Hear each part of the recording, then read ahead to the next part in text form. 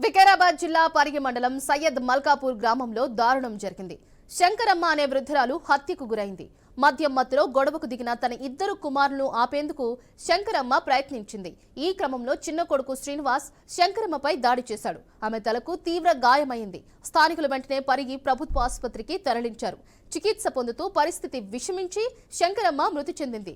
స్థానికుల సమాచారం మేరకు పోలీసులు ఘటనా స్థలానికి చేరుకుని పరిశీలించారు. ఈ ఘటనపై కేసు నమోదు చేసుకుని దర్యాప్తు చేపట్టారు.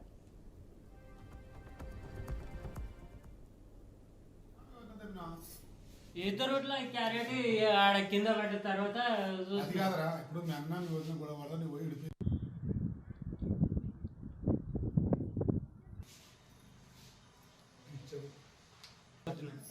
మీ అన్న మీ వదిన ఒకటి మీ అమ్మ తప్పినా మీ వదిన తప్పినా ఇద్దరు క్యారెట్ ఆడ కింద పడ్డ తర్వాత అది కాదరా ఇప్పుడు మీ అన్న మీ వదిన కూడా వల్ల నువ్వు పోయి